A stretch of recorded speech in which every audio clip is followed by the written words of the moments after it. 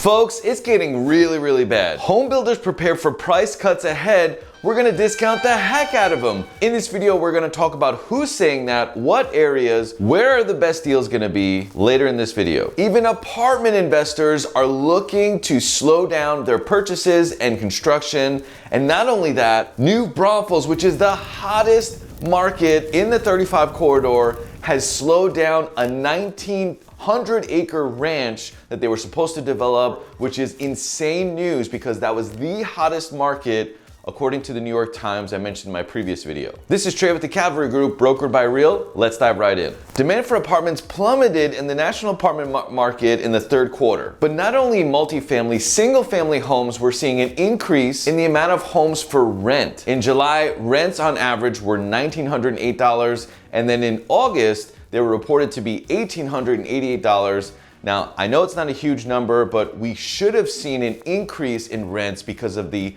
very high spike in property taxes, also in house prices. But that hasn't been the case. You have builders deep counting homes, you have apartment complexes that are not renting and also slow down of building, and you have New Braunfels slowing down or stopping its 1,900-acre ranch development to have more housing in the corridor. A very obvious factor for the slowdown are the rates. Rates are now ticking above 7% for a 30-year fixed. That is affecting people's affordability. And not only that, you have inflation, you have groceries, and going out is costing more now. But how does that compare to other Texas cities? Although I'm very biased to San Antonio because I love it here, it's always good to compare other Texas cities because everyone wants to live in Texas. San Antonio remains one of the most affordable large Texas cities to purchase a home. No surprise there because I mentioned it in all my videos, but let's look at the numbers. The last 6 months, we saw one of the biggest changes in the housing market across the US. San Antonio has seen interest rates from 3% all the way up to 7%. But if you look at the values, they haven't really changed too much because if you're going to live in a Texas city, one of the best Texas cities to live in terms of affordability is San Antonio. This graph comparing to other Texas cities, there's really not a lot of volatility. If we look at the last 2 weeks in San Antonio, the median home price went from $335,000 up to $355,000, even with rates 5, 6, 7%. Even the average sold prices of homes are $393,000 are now up to $438,000. You have this perfect storm of affordability, you have more homes to choose from, you have new construction homes that are price dropping, and now people are buying more expensive homes because the affordability of expensive homes are higher. That's a tongue twister. Depending on your budget, where do you want to live? What are the best areas for you? This was a great article put out by KSAT where it shows the map of all of San Antonio plus the suburbs. And if you look inside the city limits, you have average values of 230,000, 192, 291. And if you go up to the northwest side, it goes to 331. Around the Stone Oak area, you have 488, 514, and of course, New Braunfels were 686.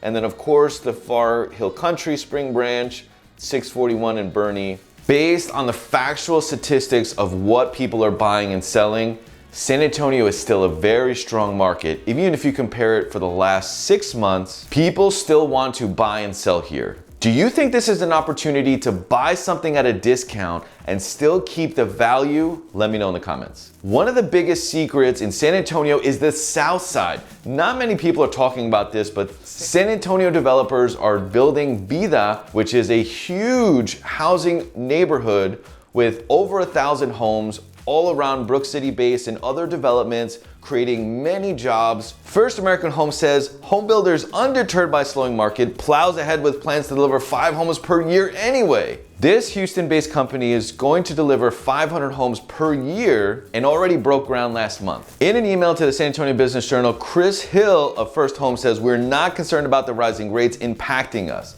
We believe people will seek out as we offer a quality home at a reasonable price. This is a good takeaway because other builders are willing to buy down rates, pay your loan fees, close early, take reduced prices on homes to move their inventory. Most home builders like First American Homes, KB Homes, Lennar, D.R. Horton, Chesmar, all own their own mortgage companies, so they can offer much more incentives than your traditional bank. Here's the beware part. Sometimes they say they're giving you incentives, but they're really upticking the price to kind of make it a wash. So be very careful, and I highly recommend having a realtor with you to look over those agreements and compare rates to other banks. Be careful when you see these signs that says 250 and up, because that will typically be the very bare of a home. With flooring and making it comparable to other homes in the neighborhood, it's usually $50,000, $60,000 extra, but you gotta know the difference between the bait price and the actual price. Just as I suspected, later in the article, First American Homes predominantly operate in the Southside, building homes in the $300,000 range.